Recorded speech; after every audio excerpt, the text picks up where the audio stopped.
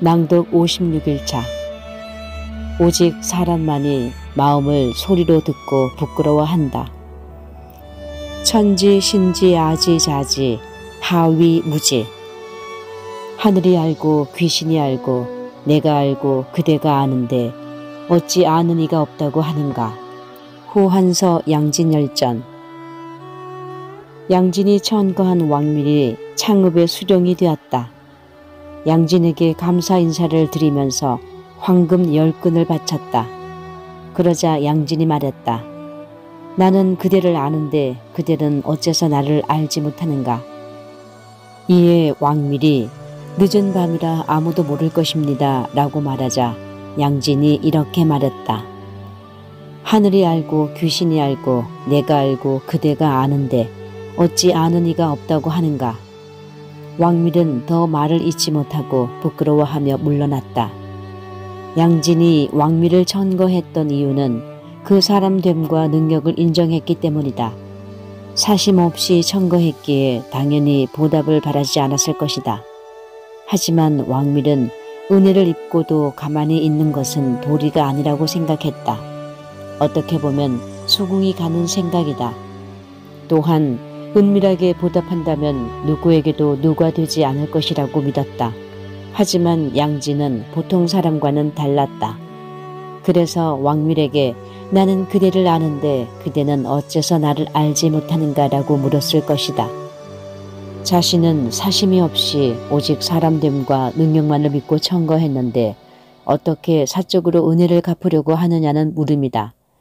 내가 사람을 잘못 본 게 아닌가 하는 안타까움도 있었을 것이다. 왕밀이 하늘이 알고 귀신이 알고 내가 알고 그대가 아는데 어찌 아는 이가 없다고 하는가 라고 했던 데에는 두 가지 의미가 있다. 하나는 누구도 모르는 비밀은 있을 수 없으며 설사 둘만 아는 비밀이라고 해도 언젠가는 밝혀져 치욕을 안길 수도 있다는 통찰이다. 그만큼 사람의 마음이란 흔들리기 쉽다는 것이다. 이를 말해주는 고사가 있다. 한나라 경제 때 제후였던 오왕이 반란을 일으키려 하자 그 신하인 매승이 오왕을 만류하기 위해 쓴 상소문에 실려있는 글이다. 남들이 듣지 못하게 하려면 애초에 말을 하지 않으면 되고 사람들이 모르게 하고 싶으면 그런 행동을 하지 않으면 됩니다. 만약 은밀히 감추고자 하는 일이 있다면 최선의 방법은 그 일을 하지 않는 것이다. 말도 마찬가지다. 사람들이 들으면 부끄러운 말은 하지 않아야 한다. 또 하나는 아무도 모르는 곳에서도 반드시 자신을 지켜야 한다는 신독의 자세다. 신독이란 중용, 대학 등 가장 중요한 경전에 거듭 실린 수양의 자세다. 아무도 보지 않는 곳에서도 자신을 바르게 하는 경지라고 할 수 있다.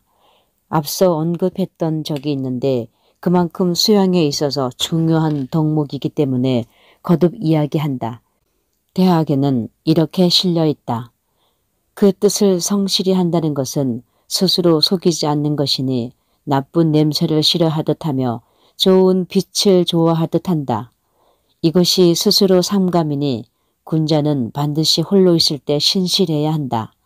이것이 스스로 삼감이니 군자는 반드시 홀로 있을 때 신실해야 한다. 소인은 한가하게 있을 때 못하는 짓이 없다가 군자를 보고 난 뒤에 슬며시 자기 행실을 가리고 선한 것만 드러내지만 사람들이 알아보기를 마치 자신의 폐부를 보는 듯 환히 볼 것인데 그렇다면 무슨 유익함이 있겠는가.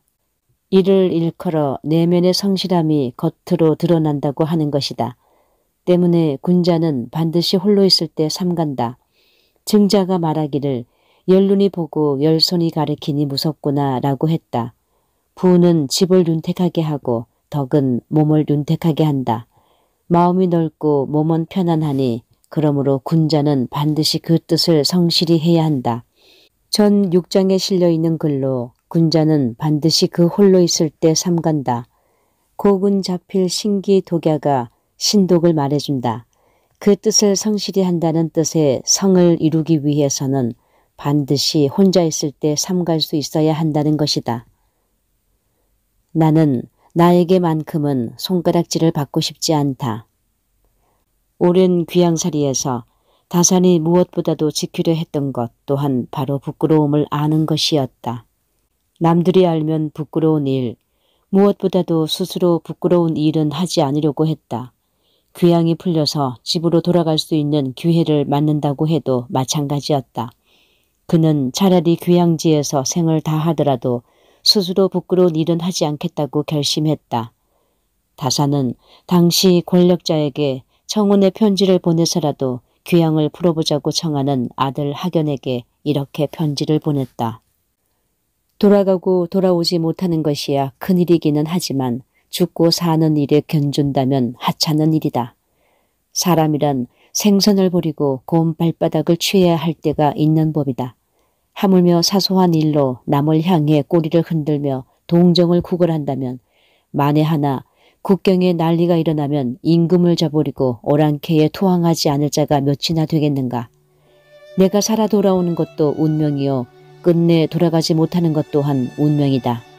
그러나 사람의 도리를 닦지 않고 천명만 기다린다면 이치에 합당치 않다. 나는 사람의 도리를 이미 다했다. 그럼에도 돌아가지 못한다면 이 또한 운명일 따름이다.